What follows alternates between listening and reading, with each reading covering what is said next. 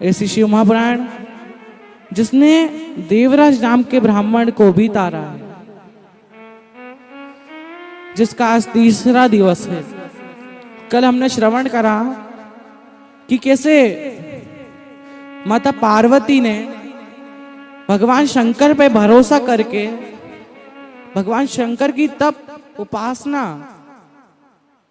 उपास करके कैसे भगवान शंकर को प्राप्त करा। बहुत तपस्या करी थी माता पार्वती ने, बहुत। वो खाना नहीं खाती थी, भगवान शंकर के मंदिर में ही दिन भर अपना दिन व्यतीत करती थी। वो खाने की जगह फूल पत्ती खाती थी। क्या खाती थी? फूल पत्ती। तब जाकर माता पार्वती को भगवान शंकर मिले हैं। लेकिन भगवान ने कलयुग में अपना समय कम कर दिया है। अब आप थोड़ा सा भी भजन करोगे ना तो भगवान आपको प्राप्त हो जाएंगे। पहले हजारों वर्ष, लाखों वर्ष तप करना पड़ता था, तब जाकर भगवान मिलते थे। भगवान शंकर को भी पता है, भगवान को भी पता है कि कलयुग में लोग बहुत व्यस्त होंगे, तो वो थोड़ी सी देर भी अगर मेरा भजन कर लेंगे ना तो मैं उन्हें प्राप्त हो जाऊंगा। आप कौन कौन एक लोटा जल चढ़ाता है भगवान को? कौन कौन चढ़ाता है? हाथ उठाओ। सब चढ़ाते हैं। कौन कौन बेलपत्री खाता है? सब खाते हैं। कर लो नीचे। अब ये आप भगवान शंकर की आस पे जल चढ़ा रहे हो, भगवान शंकर की आस पे बेलपत्री खा रहे हो, भरोसा कर कि मेरा रोग ठीक होगा ही। ऐसा भरोसा भगवान शंकर पे आप कर रहे हो ना, तो जरूर आपका जो कार्य नहीं हो रहा है ना वो भी सफल होगा। आपके जितने भी रोग है सब ठीक हो जाएंगे।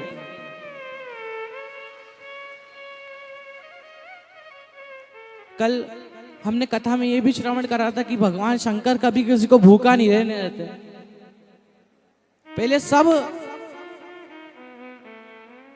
भोजन करते हैं, उसके बाद भगवान भोजन करते हैं। सुनी थी कथा कल? सुना था ना कि भगवान ब्रह्मा, विष्णु और महेश तीनों ही पहले पूरे पृथ्वी लोक पे सब भोजन कर लेंगे ना, उसके बाद ही वो भोजन ग्रहण करते हैं।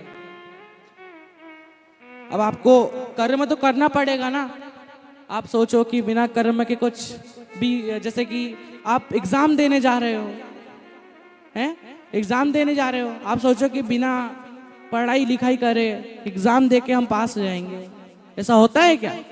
पहले आपको पढ़ाई करनी पड़ेगी, उसके बाद जाकर आपको भगवान शंकर पर बेलपत्री लगानी पड़ेगी, उसके बाद जाकर आप पास होगे। एक भरोसा जो कर्म के साथ करना पड़ता है, तब जाकर भगवान प्राप्त होते हैं। भगवान शिव जिनकी पुनीत पावन शिव महापुराण की कथा संपूर्ण विश्व के कल्याण हेतु बाबा देवाधिदेव महादेव की कृपा से, उनकी करुणा से, उनकी उदारता से आप और हमको सभी को श्रवण करने का सौभाग्य प्राप्त हुआ है। मानव का शरीर मिल जाए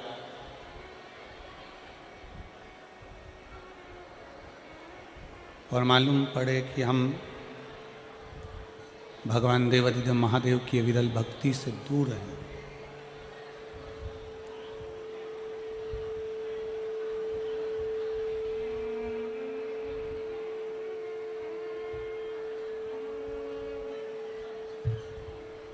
तो फिर ये संसार सागर में जन्म लेना हमारा व्यर्थ है। शरीर मानव का मिलने पर, मानव का शरीर प्राप्त होने पर भगवान देवाधिदेव महादेव की भक्ति को धारण करना, महादेव की भक्ति को अपने भीतर उतारना।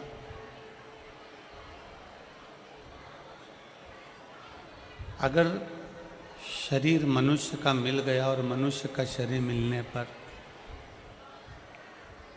शिव भक्ति आप कर रहे हैं, भगवान शंकर की विरल भक्ति को आप अगर धारण कर रहे हैं, भगवान शिव का यदि आप भजन कर रहे हैं, तो ये मानकर चलें कि फिर इस मृत्यु लोक में दूसरा जन्म हमारा नहीं होगा।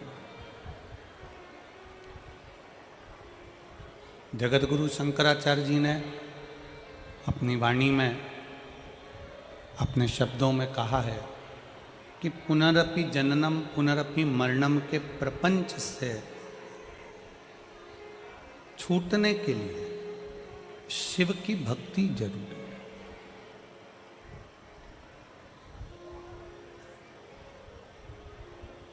भगवान शंकर की अविरल भक्ति जरूरी है।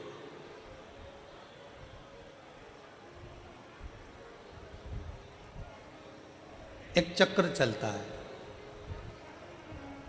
हमारे जन्म और मरण का, बार बार जन्म लेना, फिर मर जाना, फिर जन्म लेना, फिर मर जाना, फिर जन्म लेना, फिर मर जाना।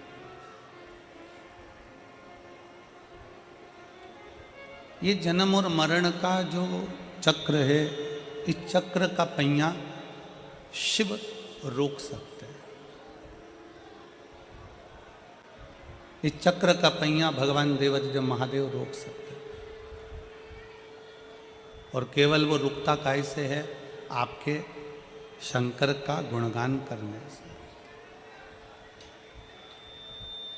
आप अगर शिव जी के मंदिर जा रहे हो, शंकर की भक्ति कर रहे हो, शिव की भक्ति को अपने हृदय में उतार रहे हो, धारण कर रहे हो, तो समझ लो कि आपका बार बार फिर जन्म नहीं होगा।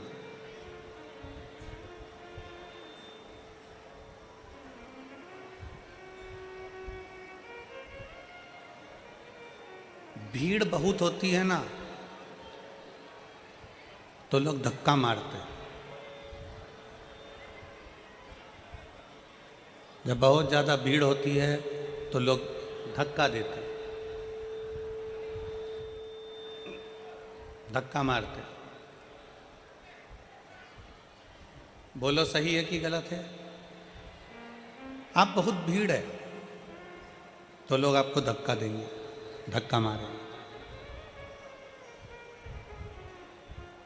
उसी तरह भीड़ में लोग जैसे धक्का मारते हैं, उसी तरह जब हमारा पाप बहुत बढ़ जाता है, बहुत पाप बढ़ जाता है, तो वो पाप भी पुण्य को धक्का मारता है कि तू यहां से हट जा।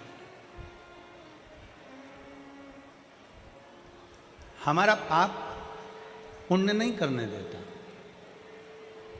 पाप पुण्य को प्रबल नहीं होने देता, पाप पुण्य को धक्का मारकर एक और कर देता।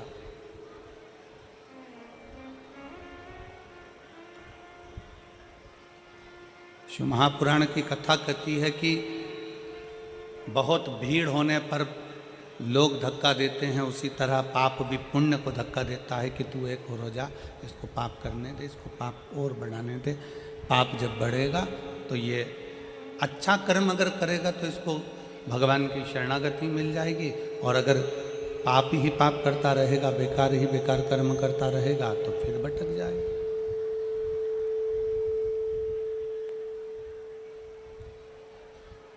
फिर पुनः भटक जाएगा।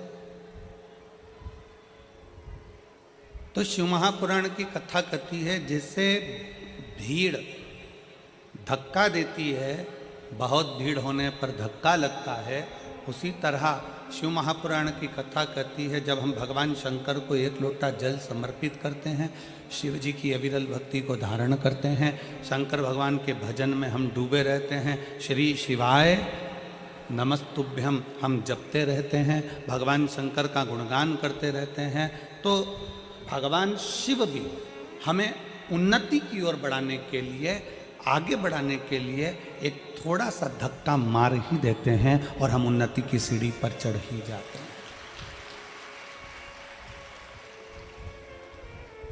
मान लो यदि किसी एक लक्ष्य को आप लेकर बैठे हैं,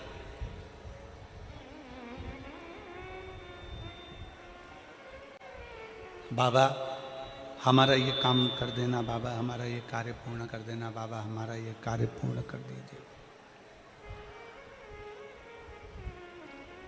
बाबा ये हमारा काम है, आप पूरा कर देना, आप ये कृपा कर देना, आप ये दया कर देना, आप ये करुणा कर देना। शिव महापुराण की कथा कहती है, अगर आपका वो कार्य नहीं हुआ, मान लो तुमने मेहनत भी करी, सब कुछ करा, खूब मेहनत कर कर तुम आगे भी बढ़ गए, सब कुछ हो गया और तुम्हारा वो कार्य जो तुमने सोचा था वो नहीं हुआ, तो भगवान शंकर को उसके लिए भी धन्यवाद देना।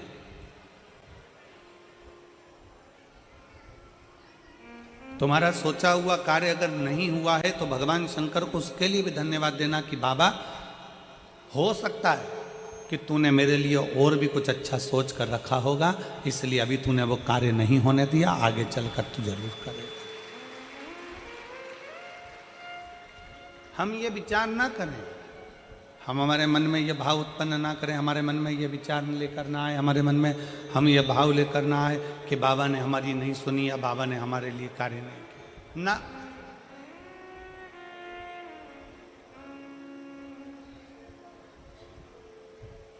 जितने इस पवित्र पावन प्रांगण के अंदर बैठकर, इस फरीदाबाद की पवित्र भूमि पर बैठकर शिव महापुराण की कथा का लाभ ले रहे हैं, जितने भगवान शंकर की कथा का रसतत्व ग्रहण कर रहे हैं, भगवान शिव की कथा को सुन रहे हैं,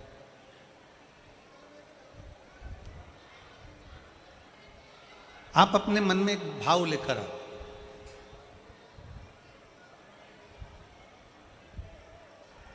कि भोले बाबा, भगवान शिव, माँ जगत जननी माता जगदम्बा पार्वती हमारे माता पिता हैं, और हम छोटे से एक बच्चे हैं। हम बहुत बड़े नहीं, हम बहुत छोटे हैं। बड़े बने रहने में कहीं ना कहीं तकलीफ हो जाती है, छोटे बने रहने में कोई तकलीफ नहीं। यहाँ जितने बड़े बड़े बैठे हैं ना, जितने यहाँ पर बड़े बड़े अधिकारी बैठे हों, फैक्ट्री के मालिक बैठे हों, जितने पदाधिकारी गण बैठे हों, जितने 2-4 मकान, बंगला, गाड़ी, जमीन, जायदाद के खूब पैसे वाले भक्त बैठे हों, तो उनसे पूछना कि एक साधारण सा भक्त और एक धनपति, दोनों में क्या अंतर है? जो ज्यादा बढ़ता चले जाता है, मानसिक टेंशन उसको बढ़ता चले जाता है। जो साधारण है, एकदम छोटे से मकान में रह रहा है, अपनी जिंदगी मस्त होकर जी रहा है, 2 रोटी प्रेम की खा रहा है, गाड़ी है, धर्म पत्नी, बच्चे अच्छे से पढ़ाई भी कर रहे हैं, सब कुछ अच्छी जिंदगी जी रहा है, उसको कोई टेंशन नहीं, वो अपना जीवन जी रहा है।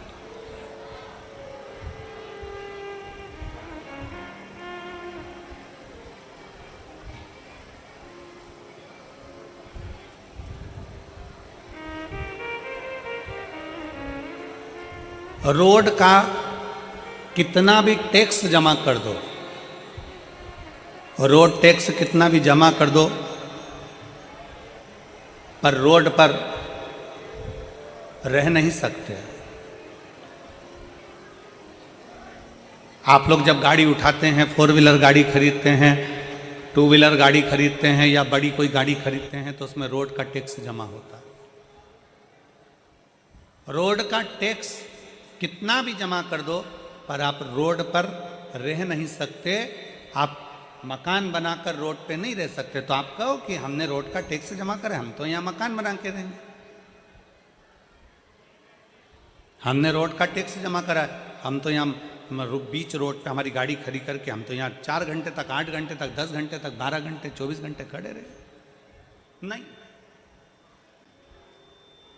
रोड का कितना भी टैक्स जमा कर दो, पर रोड पर तुम रह नहीं सकते। उसी तरह परिवार, कुटुंब, कबीला और दुनिया के लिए तुम कितना भी कर दो, पर तुम्हें कोई अच्छा कहने वाला नहीं मिलेगा। आखिरी में तुम्हें ताने सुनना ही पड़ेगा। तुम रोड का टैक्स जैसे जमा करते हो तो रोड पर मकान नहीं बना सकते, रोड का टैक्स जमा करते हो तो रोड पर तुम रह नहीं सकते, रोड का टैक्स जमा करते हो तो रोड पर तुम अपनी गाड़ी 24 घंटा 36 घंटा खड़े नहीं कर सकते, रोड का भले तुम टैक्स जमा कर दो पर रोड पर तुम मकान बनाकर नहीं रह सकते, रोड पर तुम रह नहीं सकते। उसी तरह संसार के लिए, परिवार के लिए, कुटुंब के लिए, बेटों के लिए, बेटी के लिए, भाई के लिए, बंधु के लिए, सखा के लिए, बहन के लिए, रिश्तों के लिए, नातों के लिए, परिवार के लिए तुम कितना भी करना, अपनों के लिए कितना भी कर लेना, चाहे पराई के लिए कितना भी कर लेना, पर तुम्हारे लिए कोई अच्छा नहीं कहेगा। तुम इस विचार को छोड़ दो, तुम इस मन से ये विचार निकाल दो कि कोई तुम्हारे लिए अच्छा कहे। पर शिव महापुराण की कथा कहती है, रोड का टैक्स जमा करो पर रोड पर मकान नहीं बना सकते हैं, दुनिया के लिए कितना भी कर लो पर अपशब्द सुनने को ही मिलता है। पर शिव महापुराण की कथा कहती है कि शंकर को अगर तुमने भूल से भी एक लोटा अगर जल समर्पित करा है, तुम्हारे मरने से पहले, मरने के बाद की गारंटी तो हम भी नहीं देते और ना हमारा शिव पुराण देता है, यहां तो जीते जी की गारंटी।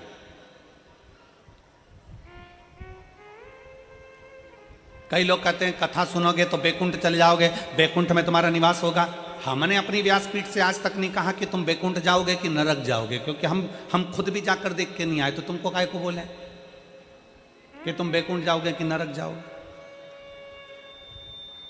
और जो तुमसे कहे कि बैकुंठ जाओगे कि नरक जाओगे चर्चा करे, तो तुम उनसे कह देना महाराज जी घूम कर आए हो क्या, ऊपर देख कर आए हो क्या, जो गया वो कैसे बता सकता है कि बैकुंठ गया कि नरक गया। तो बैकुंठ और नरक की चर्चा वेदव्यास जी ने शिव महापुराण में नहीं करी, बैकुंठ और नरक की चर्चा मेरे वेदव्यास जी वर्णन नहीं करते। मेरे वेदव्यास बाबा शिव महापुराण के 24,000 श्लोक में 12 खंड में इन संहिताओं के अंतर्गत, इन लीलाओं के अंतर्गत भगवान शंकर की गणना कर कर कहते हैं कि पूरा स्वर्ग और पूरी नरक इसी पृथ्वी पर है।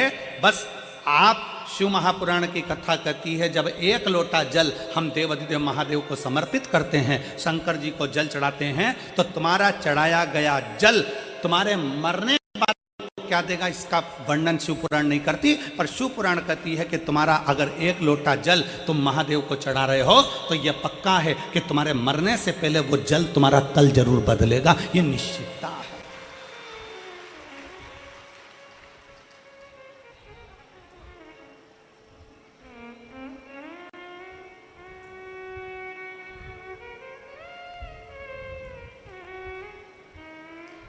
वो जल तुम्हारा कल बदल सकता है।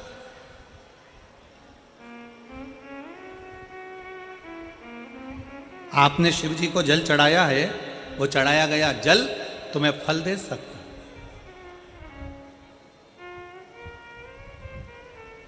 पौधे किस किस के यहां लगे हैं? पौधे, गमला, काय का भी पौधा लगा है, लगा तो है तुम्हारे घर में। पौधे जिन जिन के यहां लगे हैं, रोज पानी देते हो कि नहीं देते हो? जम के बोलो जरा, जम के देते हो। फल रोज आते हैं क्या उसमें? जम के बोलो, नहीं। फूल रोज आते हैं क्या उसमें? नहीं। फल भी समय पर आएंगे, फूल भी समय पर आएंगे। कर्तव्य तुम्हारा है कि पौधे में रोज पानी देना है। फल भी आएगा, फूल भी आएगा, समय आएगा तो फल फूल दोनों प्राप्त होंगे। बस पौधे में पानी डाले जाओ तो फल फूल तुम्हें मिलेंगे जरूर। तुमने पानी डालना बंद करा तो फल फूल तुम्हें प्राप्त नहीं होंगे। उसी तरह शंकर पर एक लोटा जल चढ़ाए जाओ, चढ़ाए जाओ, चढ़ाए जाओ, मेरा भोले बाबा उसका फल तुम्हें जरूर देगा। थोड़ा समय लग सकता है, निश्चित समय पर देगा, देगा। समय लग सकता है। जल चढ़ाते जाओ, पौधे में जल डाले जाओ, वृक्ष के नीचे पानी चढ़ाए जाओ, फल आएगा। पौधे में जल डाले जाओ, फूल जरूर आएगा। उसी तरह शंकर पे एक लोटा जल चढ़ाए जाओ, प्रतिदिन चढ़ाओ, एक ना एक दिन उसका फल जरूर आएगा और तुम्हारा कल्याण जरूर चढ़ाएगा।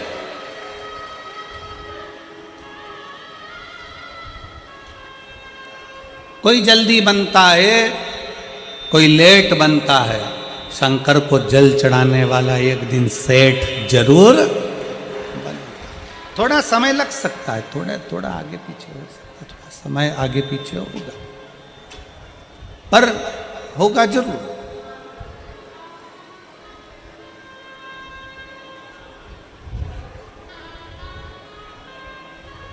विश्वास है तो शिव है। एक कथा आती है वरकरेश महादेव की। एक कथा आती है वरकरेश्वर महादेव की, और ये वरकरेश्वर महादेव कोई साधारण महादेव नहीं है।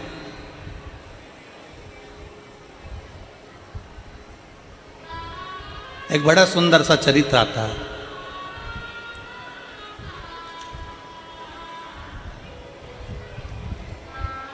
मही सागर संगम।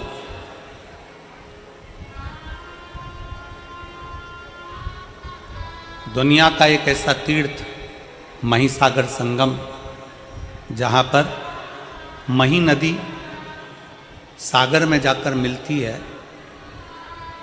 तो उसको मही सागर संगम कहते हैं।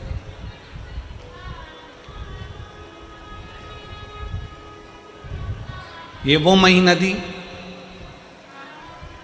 जिसको गंगा, यमुना, सरस्वती, कावेरी, क्षिप्रा, सरयू, मंदाकिनी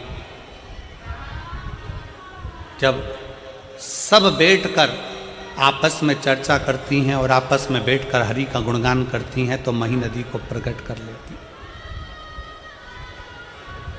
ये मही नदी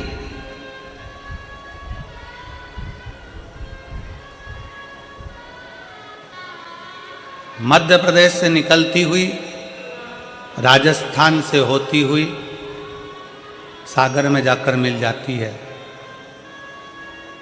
सागर में पहुंच जाती है। जहां पर सागर से उसका संगम हुआ है उसे मही सागर कहते हैं, मही सागर संगम। एक ऐसा तीर्थ जहां भगवान शंकर के 4 शिवलिंग विराजमान है, जिसमें से एक स्वयं षडानंद कार्तिकेय जी, जिसको स्थापित करिए स्तंभेश्वर शिव महाराज भगवान शंकर। दूसरा, कल कथा सुन रहे थे काल भीति की, एक शिवलिंग काल भीति ने प्रकट किया वहां पर महाकाल के।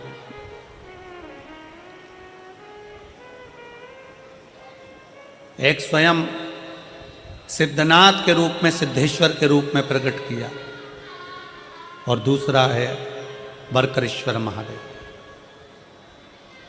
कभी जिंदगी में अगर मौका मिले तो मही संगम एक बार जरूर जाएं और मही संगम का दर्शन करें। वरकरेश्वर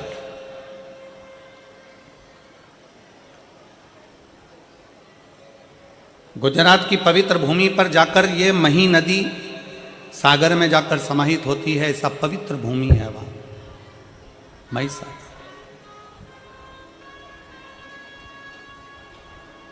मही सागर संगम का ये पवित्र संवाद, वरकरेश्वर महादेव का एक बड़ा सुंदर चरित्र वर्णन आता है। एक भटकती भटकती एक बकरी भटकती इस पवित्र मही सागर संगम के पास पहुंच जाती है। अब चींटी को नहीं मालूम है कि मथुरा कौन सा है, कि वृंदावन कौन सा है, कि काशी कौन सा है, कि द्वारका कौन सा है, कि जगन्नाथ कौन सा है, कि बद्रीनाथ कौन सा है, कि केदारनाथ कौन सा है, कि रामेश्वरम कौन सा है। ये चींटी को नहीं मालूम, पक्षी को नहीं मालूम कि कहाँ द्वारका है, कहाँ जगन्नाथ है, कहाँ काशी है, कहाँ मथुरा है। जीव जंतु को नहीं मालूम कि कहाँ कौन सा तीर्थ है। केवल एक मानव, मनुष्य, मानव का देह, मानव का शरीर, जिसको मालूम है कि मथुरा कहाँ है, जिसको मालूम है काशी कहाँ है, जिसको मालूम है गोवर्धन कहाँ है, जिसको मालूम है वृंदावन कहाँ है, जिसको मालूम है उज्जैनी कहाँ है, जिसको मालूम है सोमनाथ कहाँ है, जिसको मालूम है नागेश्वर कहाँ है। केवल एक मानव, मनुष्य।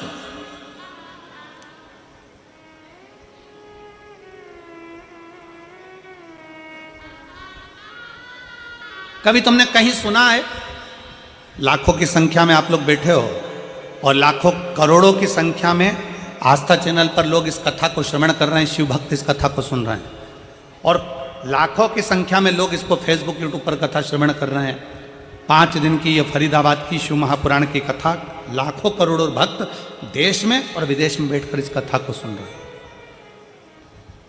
कभी किसी ने सुना कि गाय को ले जाकर तीर्थ कराओ, कभी किसी ने सुना चींटी को ले जाकर तीर्थ कराओ, कभी किसी ने सुना कि कुत्ते को ले जाकर तीर्थ का स्नान कराओ, कभी किसी ने सुना पशु को ले जाकर तीर्थ का स्नान कराओ, कभी किसी ने सुना कि पक्षी को तीर्थ का स्नान कराओ। केवल सुनने में मिलता है तो केवल इतना मिलता है कि मनुष्य इस तीर्थ में जाकर स्नान करे। मनुष्य, मानव शरीर, ये मनुष्य जाए और तीर्थ का दर्शन करे, मनुष्य जाए और तीर्थ में स्नान करे। क्यों? क्या चींटी के लिए तीर्थ नहीं है? क्या चींटे के लिए तीर्थ नहीं है? क्या पशु के लिए तीर्थ नहीं है? क्या पक्षी के लिए तीर्थ नहीं है? केवल एक मनुष्य के लिए क्यों लिखा कि मानव तीर्थ में जाए? मानव जाए, जाकर तीर्थ का स्नान करे, मानव जाए कुरुक्षेत्र में जाकर स्नान करे, मानव जाए तीर्थ में जाकर दर्शन करे। केवल मनुष्य के लिए क्यों है? तो शिव महापुराण की कथा कहती है पशु पक्षी के लिए नहीं, मनुष्य के लिए तीर्थ का दर्शन, तीर्थ का स्नान, तीर्थ का दान, तीर्थ का भजन केवल मनुष्य के लिए इसलिए कहा गया क्योंकि 83,99,999 योनियां काटने के बाद 84 लाख में नंबर की योनि है मनुष्य की योनि। और मानव शरीर एक ऐसा शरीर है, अगर इस शरीर में वो भजन कर लेता है, स्मरण कर लेता है, दान कर लेता है, पुण्य कर लेता है, कीर्तन कर लेता है, तीर्थ नहा लेता है, तो फिर इसका अगला जन्म नहीं होता। पर जितने जीव हैं, पशुचर, जलचर, थलचर, जितने भी जीव जंतु हैं, ये स्नान करेंगे पर इनकी सुध में नहीं रहेगा कि हमने तीर्थ का स्नान करा। गाय को नहीं मालूम, पशु को नहीं मालूम, कुत्ते को नहीं मालूम, पक्षी को नहीं मालूम कि हमने तीर्थ का स्नान करा, पर मनुष्य को मालूम है कि मैंने तीर्थ का स्नान करा है। तीर्थ का स्नान करा है तो वो मरने के बाद भी ऊपर जाकर भी यमराज के सामने जाकर खड़े होकर कह सकता है कि मैंने कुरुक्षेत्र का स्नान करा था, मैंने यमुना का स्नान करा था, मैंने गंगा का स्नान करा था और तूने मुझे नरक में पटक दिया। वो ऊपर जाकर भी कह सकता है, वो जीवात्मा वहां पर भी बोल सकती है कि मैंने तीर्थ का स्नान करा था। और शिव महापुराण की कथा कहती है अगर भूल से भी, शिव महापुराण का बड़ा सुंदर चरित्र कहता है कि जैसे तीर्थ में पशु पक्षी जीव जलचर थलचर वायुचर को नहीं मालूम रहता कि वो कहाँ है, शिव महापुराण की कथा कहती है अगर भूल से भी अगर कोई कुत्ता, कोई पशु, कोई पक्षी, कोई जानवर, कोई जलचर, कोई थलचर 12 ज्योतिर्लिंग में से किसी एक ज्योतिर्लिंग में अगर जन्म भी ले लेता है तो फिर उसका अगला जन्म नहीं होता, वो जीव उसी जगह से तर जाता है, उसी जगह से तर जाता है। कितना सुंदर का एक गाली लोग दे देते हैं, तुझमें अकल नहीं है, तू स्वान है, तू कुत्ता है, तू गधा है, और लोग लड़ने बैठ जाते हैं। अगर जिसने गाली दी है ना उससे कहो भगवान से प्रार्थना करना, अगर स्वान भी बनाए ना, कुत्ता भी बनाए ना, तो कहीं किसी तीर्थ का बना देना, काशी विश्वनाथ के उस बनारस का, उस विश्वनाथ की भूमि वाराणसी का बना देना। अगर मुझे गधा भी बनाए तो भगवान से प्रार्थना करना कि हरिद्वार का बना देना, कम से कम गंगा की रज मुझे लगेगी, काशी विश्वनाथ के गंगा की रज मुझे लगेगी, उज्जैनी की रज मुझे लगेगी, कुबरेश्वर धाम की रज मुझे लगेगी, तो मैं भी तर जाऊंगा, अगला जन्म मेरा फिर संसार में नहीं होगा। बनाना तो ऐसा बना। आप लोग कहेंगे गुरुजी आज की कथा कहाँ से बोल रहे हैं? तो स्कंद पुराण कुमारी खंड से आज की कथा को लिया है।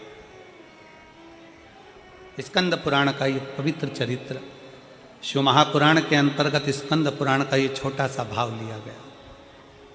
कोई तुमसे पूछे ये महिसागर की कथा गुरुजी कहाँ से लेकर आ गए, ये सुंदर बरकरेश्वर महादेव की कथा कहाँ से लेकर आ गए, तो महिसागर संगम कथा स्कंद पुराण कुमारी खंड से बोली जा रही।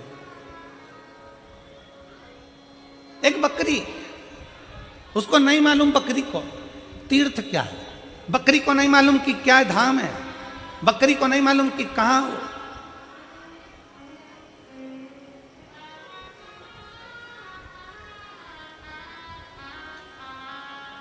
शिव महापुराण की उमा संहिता कहती है कि जिस स्थान पर शिव महापुराण की कथा होती है, बाबा भोलेनाथ की कथा जिस जगह पर होती है, जिस स्थान पर होती है, उस स्थान के पास में जितने जीव रहते हैं, जलचर थलचर वायुचर पशु पक्षी जानवर, मनुष्य तो छोड़ो, जो जीव भी रहते हैं, शिव महापुराण की कथा कहती है उसका भी अगला जन्म नहीं होता, वो भी तर जाते हैं। एक सीहोर कुबेरेश्वर धाम पर किसी ने एक कुत्ता का फोटो डाला। शंकर जी पर चढ़ा हुआ दूध बाहर गया और कुत्ता उसको चाट रहा था।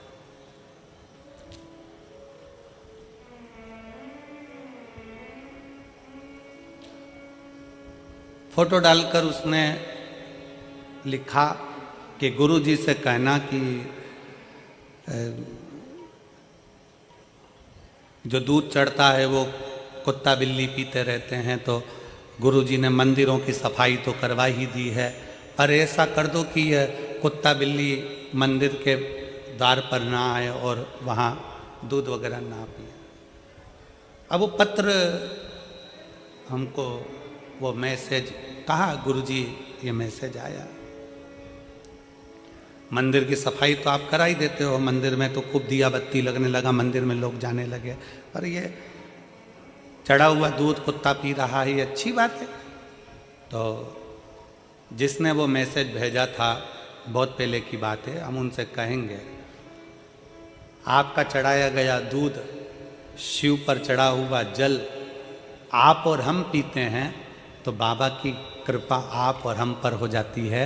अगर वो चढ़ा हुआ दूध किसी स्वान ने पी लिया, कुत्ते ने पी लिया, तो उसकी भी तो जिंदगी संवर गई है, उसका भी तो जीवन संवर गया। मेरे शंकर भगवान का एक नाम है पशुपति नाथ। शिव केवल तुम्हारे ही नहीं, शिव केवल सीहोर वाला महाराज का नहीं, शंकर भगवान केवल तुम्हारे नहीं, शंकर भगवान केवल मनुष्य के नहीं, शंकर भगवान तो पशु के भी देव हैं, इसलिए उसको पशुपति नाथ कहते हैं।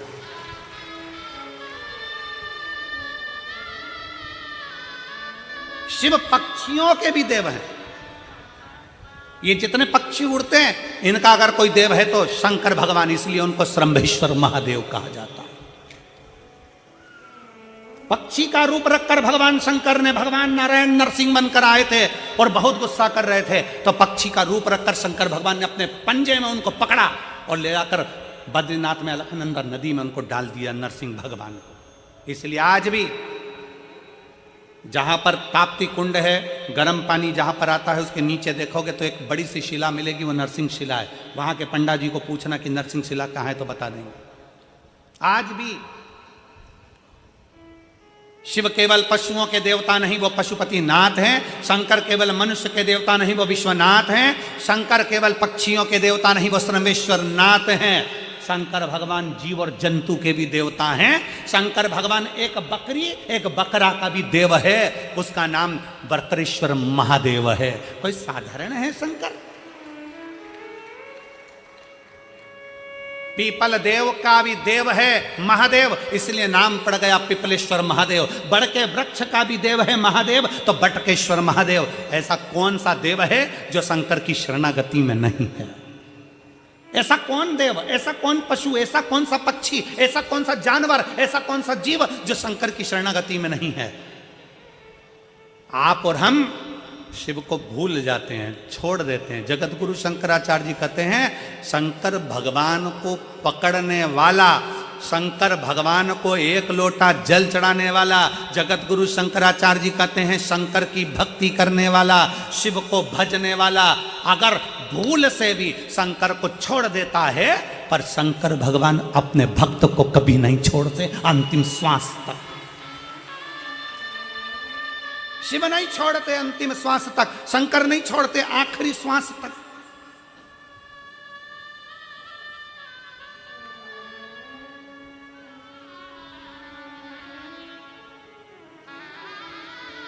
और एक रवा भगत की कथा हमारे उज्जैनी में आती है, महाकाल राजा की रवा भगत की कथा।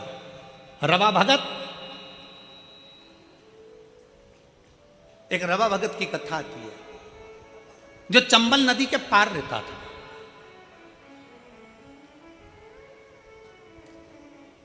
अब चंबल नदी के पार रहता था रवा भगत, और वो शंकर को बड़ा भजता था। अब रवा भगत शिव को भजने वाला शंकर भगवान की पवित्र भूमि उज्जैनी में महाकाल बाबा का दर्शन करने जाता था। हर महीने का उसका नियम था कि बाबा महाकाल का दर्शन करने जाता। अब महाकाल का दर्शन करने जाता कभी तो उसको डाकू लूट लेते, कभी उसका पूरा धन छुड़ा लेते। रवा भगत शिव जी का नाम लेते हुए महाकाल महाकाल जय श्री महाकाल जय श्री महाकाल जय श्री महाकाल बोलता बोलता चले जाता।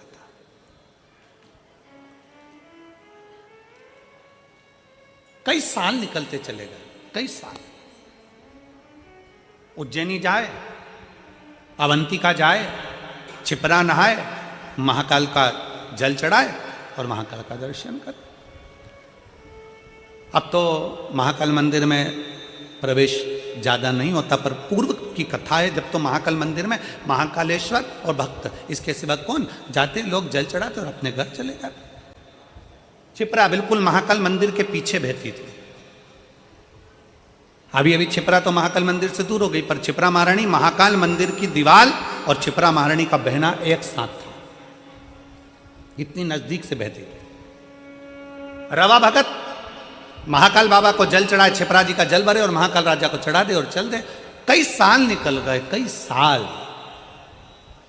अब एक बार रवा भगत उज्जैनी नहीं पहुंचा, अवंतिका नहीं पहुंचा,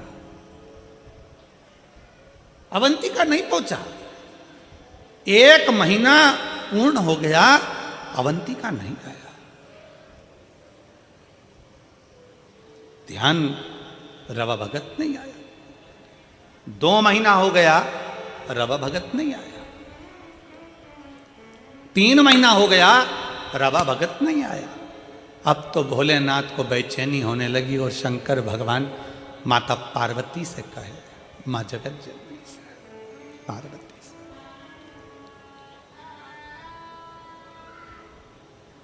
उज्जैन कौन कौन गया है? सब गए हो? रखो। शंकर जी के मंदिर में पार्वती जी हमेशा बैठी रहती है।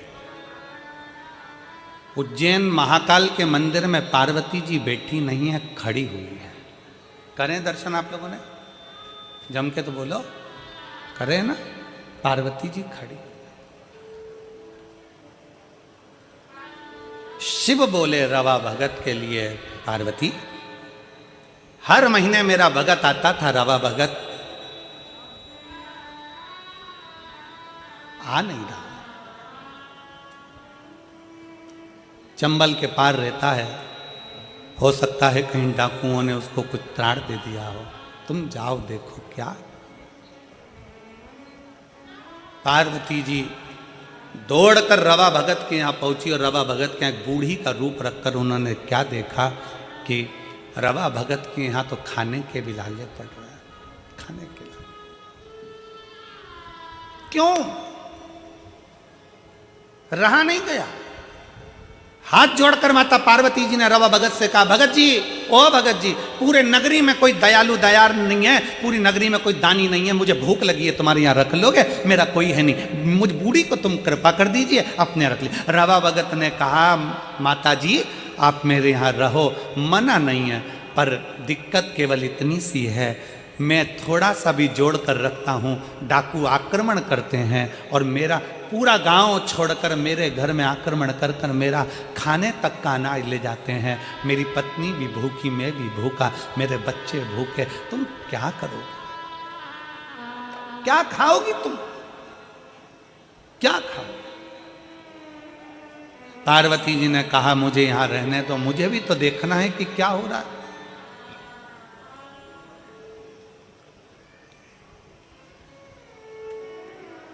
डाकुओं की टोली आई, रवा भगत के यहाँ से सब लेकर चले। अन्न का दाना नहीं। थोड़े दिन होता फिर डाकुओं की टोली आती, रवा भगत के यहाँ से फिर लेकर चले जाती।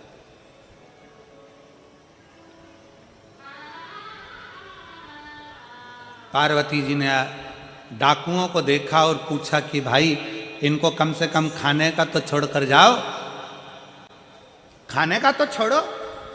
डाकू चिल्लाकर बोले, ये वो भक्त है जो हर महीना महाकाल जाता है, ये वो भक्त है जो हर महीना महाकाल जाता है, हमें देखना है कि महाकाल कब आकर इसको खिलाता है, हमें देखना है महाकाल कब आकर इसको खिलाता है, हमें देखना है। पार्वती जी मुस्कुराई, कहा अब तुम भी देखो कि महाकाल कब आकर खिलाता है। डमरू बजाता बजाता एक जोगीड़ा डमरू की नाद करते करते बजाता बजाता आ गया। पार्वती मुस्कुराकर बाहर निकलकर उस डमरू बजाने वाले जोगीड़ा का स्वागत करिए, मेरे नाथ आ गए। जो आए, डाकू आए, सामान उठाए, वही सामान 4 गुना फिर बढ़ता जा। डाकू बाहर निकले, फिर सामान बढ़ता चले जा। डाकू फिर लेकर सामान निकले, फिर बढ़ता चले जा। बाहर इतना सामान इकट्ठा हो गया कि डाकू उठाने वाले कम पड़ गए, पर सामान कम ना हुआ। आखिरी में डाकुओं ने चरण पकड़ लिए कि महाकाल आकर खिलाकर भी जाता है। महाकाल आता है, खिलाकर भी जाता है। अकाल मृत्यु वो मरे जो काम करे चंडाल का, काल उसका क्या बिगाड़े जो भक्त हो महाकाल का। मेरा महाकाल जो नियम बनाता है कि मैं कुबेरेश्वर धाम आऊंगा, मैं उज्जैनी जाऊंगा, मैं काशी विश्वनाथ दर्शन करने के लिए जाऊंगा, मैं महाकाल के दरवाजे पर जाऊंगा, जो नियम बनाता है 1-2 महीना, 4 महीना, 6 महीना, 5 महीना नियम तुम बनाते हो, बाकी के नियम मेरा महादेव निभाता है। अभी कथा में कहा था, शंकर को जल चढ़ाने वाला अगर 6 महीना 1 साल बाद भूल भी जाए, पर शंकर नहीं भूलते, शंकर तो उसको पकड़कर रखते हैं। शिव उसको पकड़कर रखते हैं।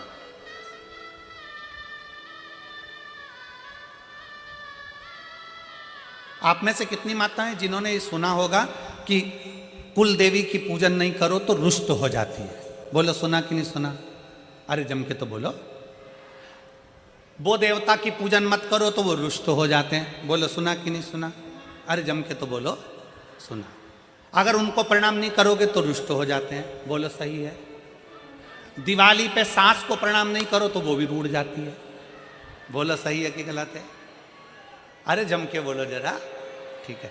करवा चौथ पर पति की पूजन नहीं करो तो वो रूठ जाता है। बोलो, सही है कि गलत है? भाई दूज पर बहन भाई को राखी ना बांधे तो भाई रूठ जाता है। भाई दूज पर बहन भाई को तिलक ना करे तो भाई रूठ जाता है। बोलो बोलो, सही है कि गलत है? संसार में सब रूठते हैं, पर शिव महापुराण की विद्येश्वर संहिता कहती है, जो एक बार शंकर को जल चढ़ा देता है, शंकर उससे कभी नहीं रूठते हैं। शिव उसके गले लगते हैं। शिव गले लगते हैं। भगवान 33 कोटि देवी देवता अगर तुम्हारे घर में बैठे हैं, तुम्हारे घर में भगवान बैठे हुए हैं, सारे देवताओं को कुछ ना कुछ देना पड़ेगा। शंकर का शिवलिंग तुम्हारे घर के अंदर है। तुम अगर बाहर 1 महीना, 4 महीना, 6 महीने के लिए चले भी गई हो तो चले जाओ। घर में अगर शंकर का शिवलिंग है, तुम सोचोगे उस पर जल नहीं चढ़ा तो पाप करेंगे। अगर मैंने पानी नहीं चढ़ाया तो शंकर जी श्राप देंगे। मैंने शंकर जी को अगर फूल नहीं चढ़ाया, शंकर जी क्रोध करेंगे। मैंने शंकर जी को बेलपत्री नहीं चढ़ाई तो वो गुस्सा करेंगे। नहीं, शिव महापुराण की कथा कहती है, तुम्हारे घर के अंदर अगर शंकर का शिवलिंग है, तुम कहीं पर भी चलेगा, 6 महीना, 4 महीना, 15 दिन, 20 दिन, 1 महीना, कहीं पर भी चलेगा, शंकर का शिवलिंग है तो 1 बेलपत्री चढ़ाकर, 1 चावल का दाना चढ़ाकर तुम्हारी मर्जी पड़े जहां चले जाओ। और 6 महीने क्या, 12 साल बाद भी अगर तुम वापिस आओगे तो शंकर कभी तुम्हें पाप नहीं देगा, कभी श्राप नहीं देगा। शंकर शंकर ही रहेगा, शिव शिव ही रहेगा। कुल देवी की पूजन मत करो, कुल देवी रूठ गई। इन देवी की पूजन मत करो, वो देवी रूठ गई। उन देवता की पूजन मत करो, वो देवता रूठ गए। उनका वर्णन मत करो, वो रूठ गए। सास को प्रणाम नहीं करा, सास रूठ गई। बहू की शादी की सालगिरह थी, सास ने विश नहीं करा तो बहू रूठ गई। हमारी मम्मी ने हमको विश नहीं करा। अब मम्मी भी सोचे दिन भर तो विष घोलती है, क्या विष करूं तुझको, करूं तो करूं क्या ना। शिव शिव है, मेरा महाकाल राजा, मेरा महाकाल है। भाई शिव महापुराण की कथा कहती है, शंकर का संवाद कहता है, शिव तत्व कहता है, शिव पुराण कहती है। दुनिया रूठ जाए, दुनिया रूठ जाए, पर मेरा महाकाल कभी नहीं रूठता। दुनिया भटक जाए पर मेरा महाकाल अपने भक्त को भटकने नहीं देता। वो संभाल लेता है और अपने हृदय से लगा लेता है। वो संभाल लेता है, अपने हृदय से लगा लेता है। वो शिव है, शिव ओघड़ दानी है, वो शंकर है। अर्करेश्वर महादेव की कथा कर रही है। बरकरेश्वर महादेव का चरित्र कर रहा है। बकरी को नहीं मालूम कि तीर्थ है, बकरी को नहीं मालूम कि यह तीर्थ है। बकरी तो भटकती भटकती आ गई और महिसागर संगम के तट पर पौधे लगे थे फूल पत्ती के। बकरी प्यासी भी थी और भूखी भी थी। भूखी भी है, प्यासी।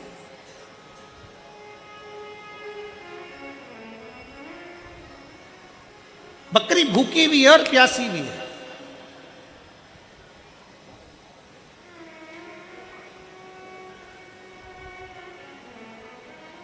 भूख तड़फा रही थी बकरी, प्यास तड़फा रही थी बकरी।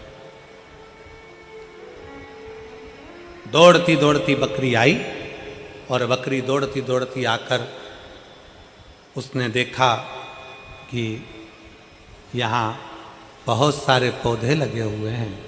उन पौधों में पुष्प भी लगे हैं, पत्तियां भी लगी हैं, मैं खा लेती हूं। बकरी पत्तियां तोड़कर खा रही थी, पत्तियां तोड़कर खा रही। बकरी को अंदाजा नहीं था कि पास में ही कुछ पौधे ऐसे कांटेदार लगे हुए थे जिसकी पत्तियां तलवार का काम करती थी।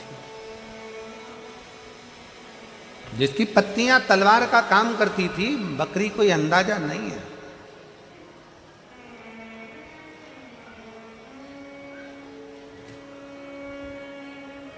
बस बकरी ने पत्तियां खाना प्रारंभ करा। बकरी ने पत्तियां खाना प्रारंभ करा और खाते खाते उसका ध्यान नहीं गया, क्योंकि व्यक्ति अपने कार्य में इतना डूब जाता है कि उसको अन्य कार्य का स्मरण नहीं हो पाता। अपने कर्म अच्छे करते चलो। बकरी को ध्यान नहीं था, वो तो कर रही है, वो तो खाने में लगी है। उसने ध्यान नहीं दिया पास में कांटे लगे, उसने ध्यान नहीं दिया पास में पत्तियां तलवार का काम कर रही है। कोई कोई पौधा ऐसा होता है जिसकी पत्तियां तलवार जैसी काट भी देती है, शरीर पर रगड़ा भी दे देती। बकरी को अंदाजा नहीं था। आप तो अपना कर्म करो, फल देना उसके। कहता है गुरुजी हमने इतनी पूजन पाठ करी, बाबा ने हमारी नहीं सुनी, आज से हम मंदिर जाना बंद कर। ना ना, जाते रहो। कुछ अच्छा सोचा होगा मेरे शंकर ने, कुछ अच्छा सोचा होगा। घर में दो बहुएं हैं, एक बहू को सास ने पूरा जेवर दे दिया, पूरी प्रॉपर्टी दे दी, और दूसरी बहू को सास ने कुछ भी नहीं दिया, कुछ भी नहीं, कुछ नहीं दिया। और जिसने जेवर लिया, जिसने प्रॉपर्टी ली, उसने निकाल दिया सास को, सास पहुंच गई फिर उसके पास जिसको कुछ नहीं दिया। अब उसको कुछ नहीं मिला। उसने अपने पापा मम्मी से कहा, मम्मी पापा से कहा, पिताजी मेरी सास को मेरी देवरानी ने निकाल कर यहाँ भेज दिया और अब मेरे पास रह रही है। माँ ने कहा, बेटा वो तुझे प्रॉपर्टी नहीं दी, कोई बात नहीं, जेवर नहीं दी, कोई बात नहीं, सेवा कर, अच्छे से खूब सेवा कर। सास ने प्रॉपर्टी एक को दी, जेवर एक को दिए, एक बहू को कुछ नहीं दिया। जिसने प्रॉपर्टी जेवर लिए उसके घर में महल अटारी सब बन गया। जिसके पास प्रॉपर्टी जेवर नहीं थे उसने सास की सेवा करी, सास मरकर चली गई। समय ऐसा आया कि जो प्रॉपर्टी जेवर वाली थी उसके बेटों ने कहीं शेयर मार्केट खेला, शेयर मार्केट में सारा की सारा डब्बा गोल हो गया, और जिसके घर में सास रह रही थी उसके बेटा कलेक्टर इंजीनियर बन गया। समय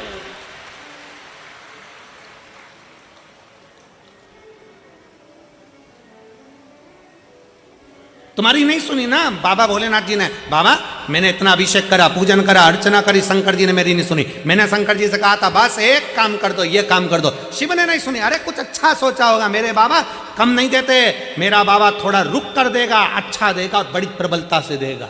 आपकी भक्ति कम नहीं होना चाहिए, आपका विश्वास कम नहीं होना चाहिए, आपका भरोसा कम नहीं होना चाहिए, आपकी दृढ़ता कम नहीं होना चाहिए।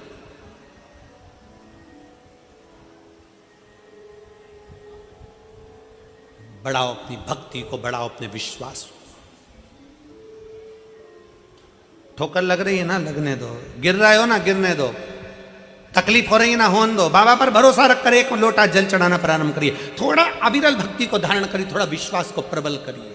शिव मंदिर में जाकर एक लोटा जल चढ़ाने का प्रयास करो। लोटा भर के जल नहीं हो तो 3 बार ताली बजा दिया करो। ये भी नहीं बन सके तो बम बम भोले, और ये भी ना हो सके तो शिखर का दर्शन कर लिया करो। ये भी ना बन सके घर बैठकर श्री शिवाय नमस्तुभ्यम बोल लिया करो। अच्छी जगह का फल देता। कितना वर्णन किया गया महाराज।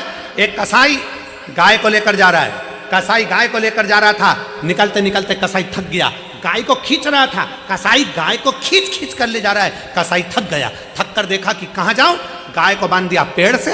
सामने धर्मशाला थी, उस धर्मशाला में कसाई चले गया। धर्मशाला में कसाई बैठा, रात्रि को बैठकर भूख लगी, भंडारा चल रहा था, उसमें से भोजन कर लिया। भोजन करा, रात को सोया। दूसरे दिन कसाई गाय को लेकर फिर चल दिया। गाय को लेकर जब कसाई गया, गाय कटी तो जो कसाई जिस धर्मशाला में ठहरा था, जो कसाई जिस भोजन को करा था, जिसका भोजन था और जिसकी धर्मशाला थी, उस कसाई ने जिस गाय को काटा था उसका आधा आधा हिस्सा उस धर्मशाला के मालिक को भी गया, उस भंडारे वाले को भी गया। आश्चर्य में पड़ गया।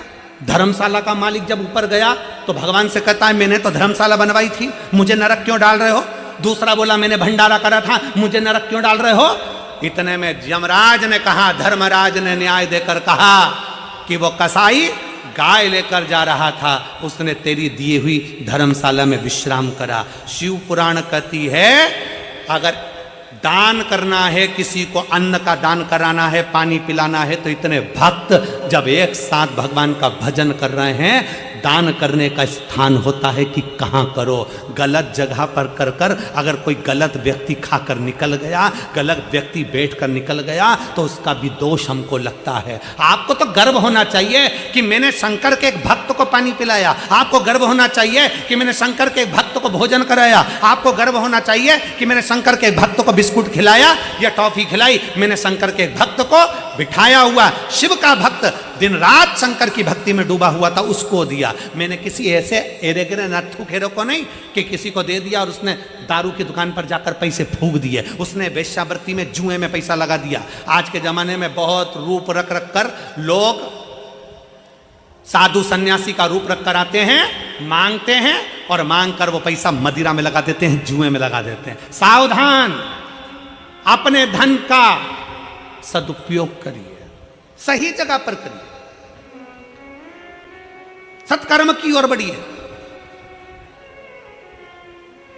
कोई ऐसा निर्माण भी मत करिए जिस निर्माण में अगर कोई पाप कर्म हो रहा है तो उसका लिप्तता हम पर आए।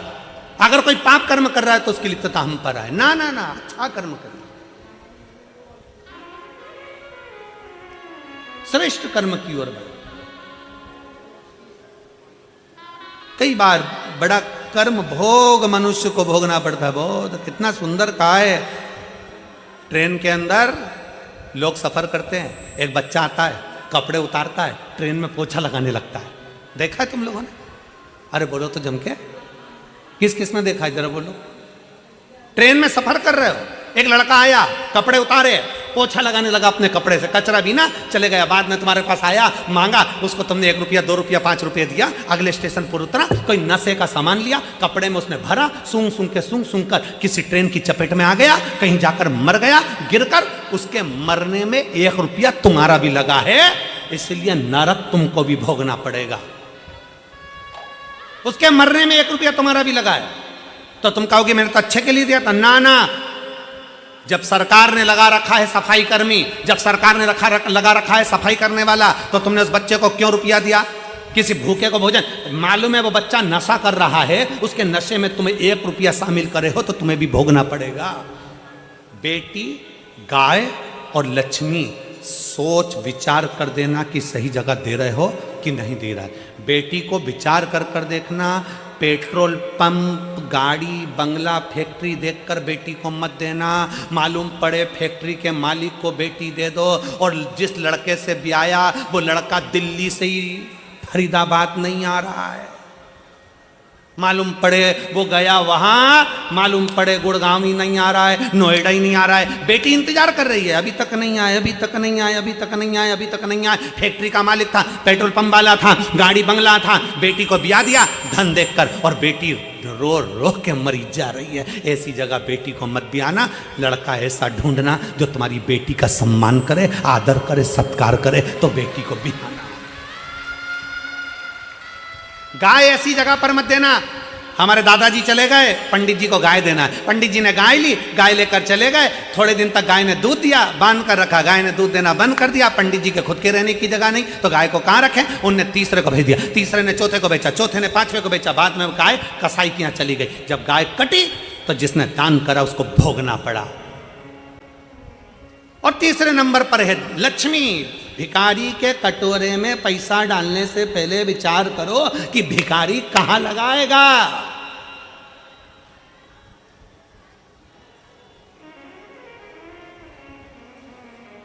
कहां लगाएगा?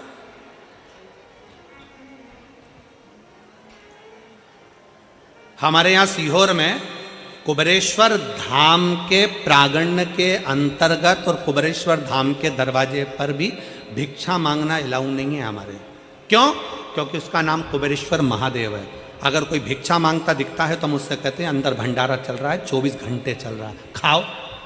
और तुम्हें तनख्वाह चाहिए तो झाड़ू लगाओ, काम करो धाम पर, समिति तुमको महीने की तनख्वाह देगी। पर वो टिकते ही नहीं है। जैसे उनको मालूम पड़ा कि तनख्वाह भी मिलेगी, थोड़ी बहुत मिलेगी और भोजन भी फ्री का मिल रहा है, क्योंकि उनको तो करोड़ों में धन चाहिए, वो काम छोड़कर भाग जाते हैं, चले जाते हैं। इसीलिए कुबेरेश्वर धाम के आसपास भिखारी टिकता ही नहीं है, क्योंकि भोजन फ्री है, रहना फ्री है। थोड़ी मेहनत करो, कर्म करो, सफाई करो, बाबा का गुणगान करो, फूल पत्ती को हटाकर साइड में रखो, अपने आप तुम्हें तनख्वाह मिलेगी। पर कोई रहने को तैयार नहीं। अपने धन का सदुपयोग करो, अपनी बेटी को सही जगह दो, अपनी लक्ष्मी को सही जगह दो और गौ माता को सही जगह दो। बेकार जगह पर नहीं भेजिए, बेकार जगह पर नहीं भेजिए। सबके लिए है, शिव शिव है, शंकर शंकर है। और जब तुम उसको बुलाओगे, वरकरेश्वर महादेव की कथा कर रही है, बकरी आई है, भूखी है, प्यासी है, भगवान वो बकरी को नहीं मालूम कि यहाँ एक धारदार कोई कांटा लगा है, कोई वो कांटे से, उसके पत्ते से उसका शरीर कट जाएगा, उसको अंदाजा नहीं हो पा रहा, उसका अंदाजा नहीं। वो तो अपने कर्म में लगी हुई है, अपने कर्म।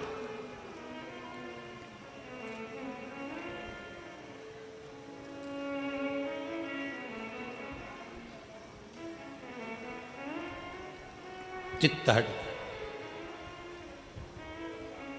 पर वो भी साधारण नहीं है, देने में पीछे हटता नहीं है, देने में पीछे हटता नहीं।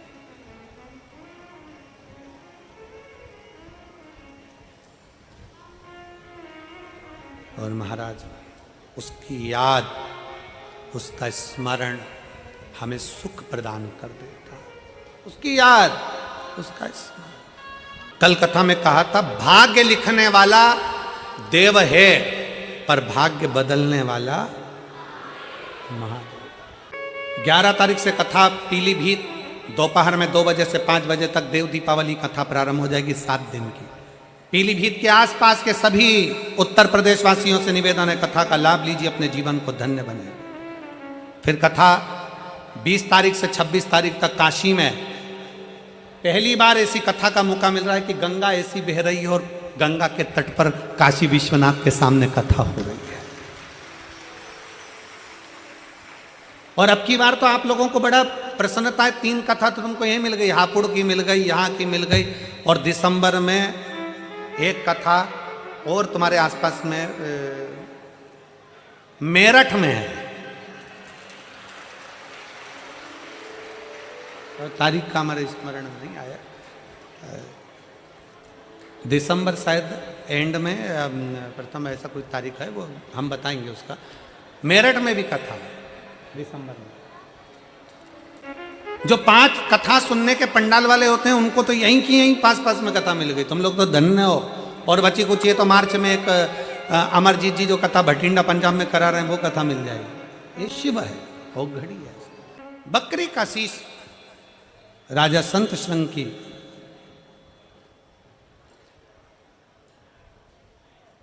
राजा संत संघ की बेटी के शीश पर लगा, धड़ पर लगा। अब 7 साल की बेटी हो गई, 7 वर्ष की बेटी। दर्पण में मुख देखा, दर्पण में मुख देखा तो उसको लगा कि मुझे बकरी का मुख लगा है, दुनिया मेरे पर हंसती है, दुनिया हंसती।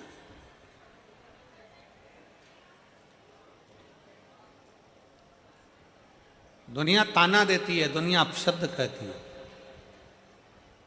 सारी दुनिया मेरे पर हंसती है। अपने पिता को नमन करा।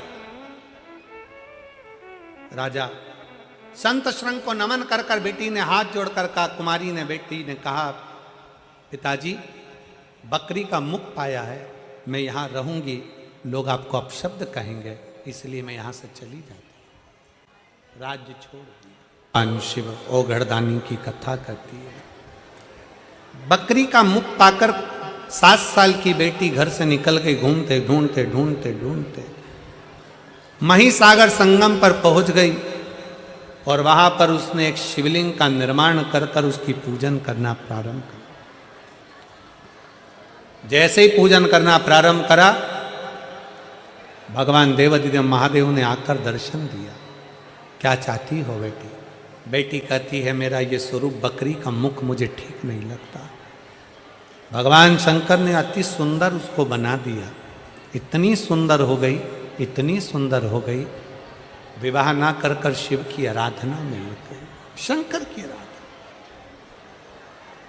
जिस बेटी ने अपना स्वरूप पाने के लिए भगवान शंकर को अपना बनाने के लिए एक शिवलिंग की स्थापना करी, उसका नाम वरकेश्वर शिवलिंग। आज भी जीव भक्त शंकर के दर्शन करने के लिए जाते हैं महिसागर संगम के तट पर। कभी मौका लगे तो जरूर जाएं, दर्शन करें, बाबा का स्मरण करें। बोल वरकेश्वर महादेव की। भगवान शंकर की पवित्र कथा कहती है, पार्वती जी के सुंदर आनंद में भगवान श्री गणेश जी महाराज प्रागट्य हों। भगवान श्री गणेश जी महाराज का सुंदर आनंद में भगवान का मां तन पर उपटन धारण करती हैं और तन पर उपटन धारण कर कर माता पार्वती जी स्नान के लिए जाती हैं। तन पर से उपटन निकालकर एक पुतले का निर्माण कर लेती। पुतले का निर्माण करा, सखी ने कहा, क्या इसमें प्राण आ सकते? क्यों नहीं, क्यों नहीं प्राण आएंगे? पार्वती जी ने उसमें प्राण दिया, दरवाजे पर बिठा दिया। शंकर भगवान आए, अंदर प्रवेश नहीं दिया। त्रिशूल से शीश कटा। माता पार्वती ने विलाप किया, बाबा से प्रार्थना की। शंकर पार्वती भगवान श्री गणेश जी को ला रहे हैं, जोरदार ताली बजाकर स्वागत करिए।